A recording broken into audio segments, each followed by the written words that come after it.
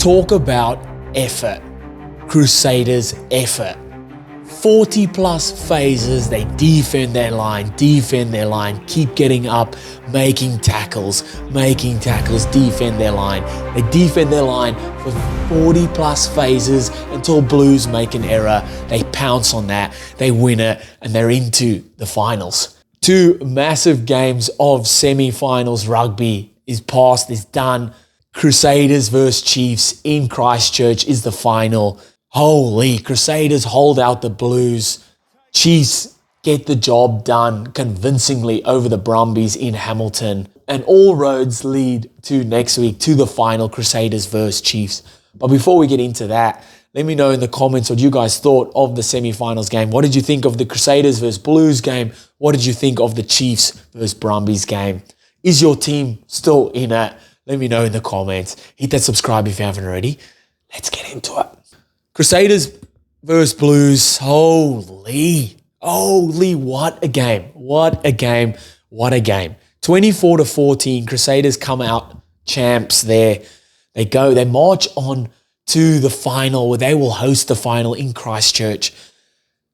To go from being, I think they finished 9th on the table last year, to now hosting a final, 1 year difference. Last year, people were calling for Rob Penny to be sacked, for the players to be sacked, for everyone to be sacked.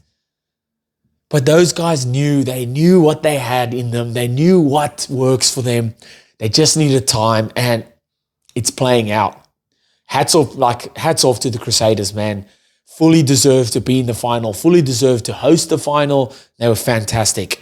So just reviewing the game, Crusaders versus Blues. It was a game of 2 halves within that first half because Blues come out absolutely firing. Huge play from the Blues for that first try. So firstly, they defend a ton of phases. They get the turnover. They kick the ball down. Sevu Reece fumbles the ball. They put a ton of pressure on him. They get a 5-meter scrum. So solid scrum there. They're 5 meters out, few phases. They knocking on that Crusaders door, and they score in the corner there. Massive turn of events, all gone from defending, switch to attack. They boot the ball down, apply pressure, get the scrum, few phases, patience on attack, and score in the corner there. And then right off the back of that, Braden Ennor gets yellow card, and now I'm thinking, okay, Crusaders are in for a day here. Blues are chomping at the bit. And then Rico Ioane scores. And now I'm like, holy, this is a game. Because what I loved about, or leading up to this Rico Ioane's try, was the Blues noticing where the space was. So Enor's just got yellow carded, right? Leading up to it, they shift the ball to one side of the field because they know the space is out wide where Crusaders are one less player. They make a ton of meters there. Then they shift the ball again to the other side. They are then pressurizing that Crusaders line. They finally get a penalty, and instead of going for the 3 points or going to touch, they go for the scrum. Their intent is to score here, to score tries. Again, from the scrum, they run a little play that would involve Ennor having to defend it. There's the run short. There's someone out the back. Rico Ioane is there. They shift the ball, short play, and Rico Ioane goes over to score. Smart footy, knowing where the space is, knowing where Crusaders are lacking a defender, and playing that. Fantastic there from the Blues. And at this point, I'm like, Blues are in here, and they're just now going to grind this game away. But, man, credit to Crusaders. Fusitua got a head-on-head yellow card. So this is kind of where the momentum slowly starts to change in favour of Crusaders. They did look a bit lost, though, in the midfield, not knowing where to play, how to play. Some kicks that were ineffective, or not really finding grass, or not. There's no intent with the kicks. But, man, when they get into that red zone in the Blues 22, they just know how to finish out tries. They know how to knuckle down, how to be patient, slow the ball down, bring it in off 9, or come back under off 10. Just be tight in around there, and then bring the ball out wide when it needs to come. And it does. And you got someone like Will Jordan out wide where he gets the ball. You can see him look up. There's nothing there. Steps back inside. Beats one, beats two, beats three. Goes over to score.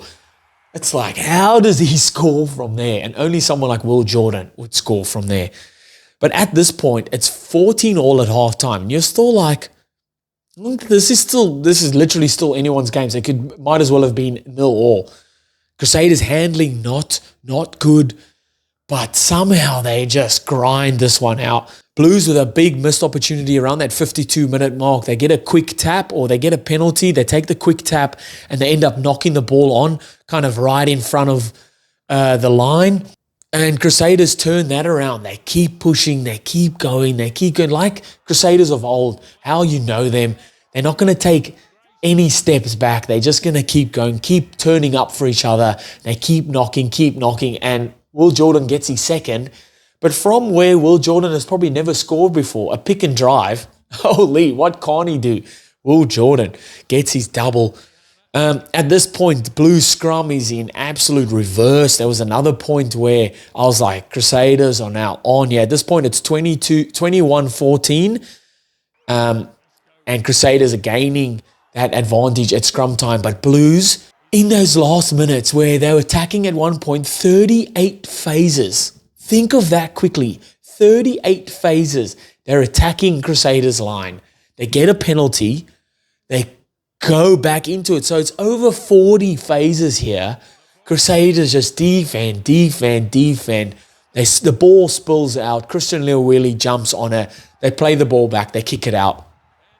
And they're winners. They win the game.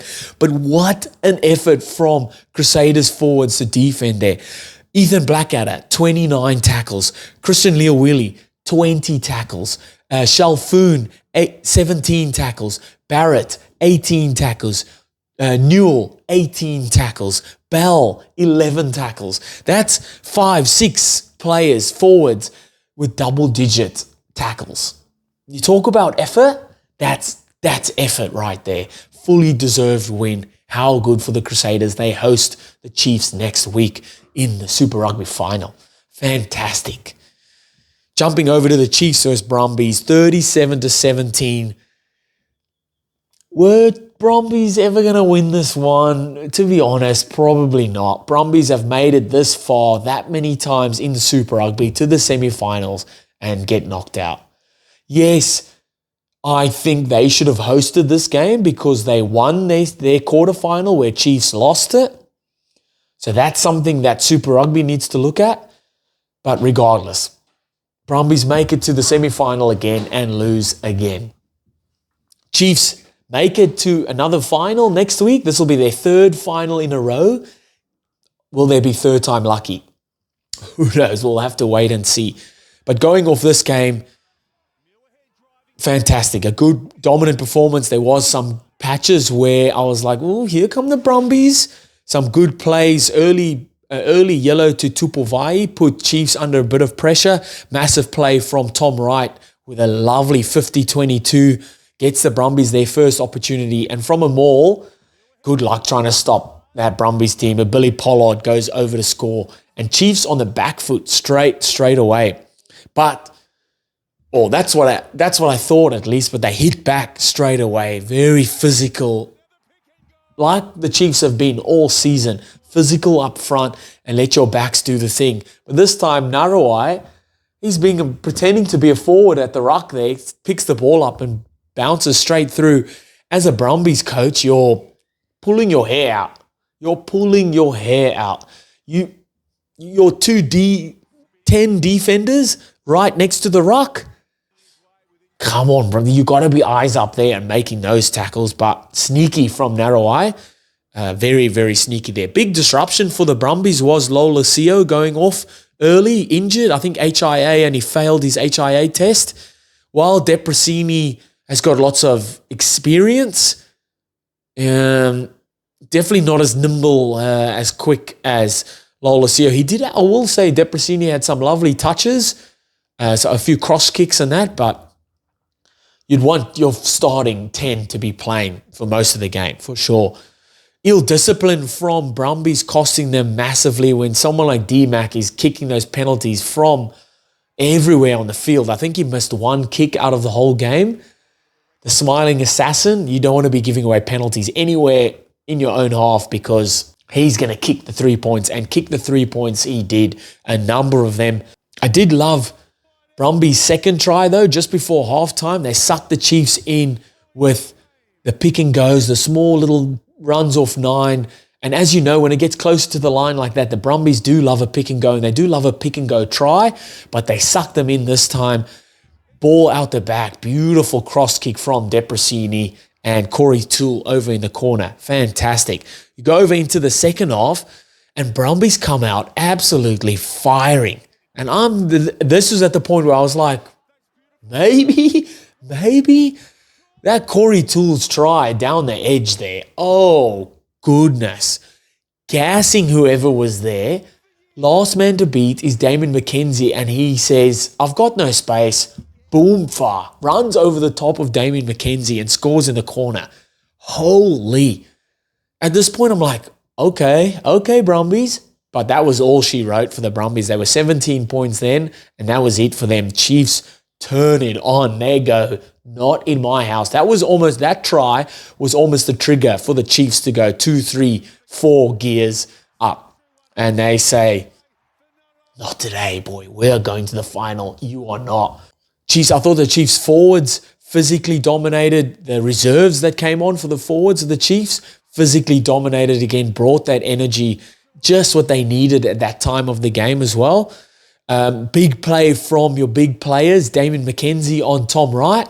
So firstly, it was massive from Tom Wright, who regathers the kickoff, goes through, busts straight through from a kickoff. He's going to the corner. He's going to score. Damon McKenzie dives, slides with him across the try line. No try, held him up the whole way across. That is huge and was sensational from D-Mac. Firstly, it was great from Tom Wright, and then unreal from Damon McKenzie. And a massive play that was. And that kind of summed up the Brumbies' night in that last 30 minutes of the game, because they were trying everything. Not much was working. And Chiefs were just the superior team for most of that game. They march on to the final where they will face Crusaders in Christchurch. A rerun of 2023 final.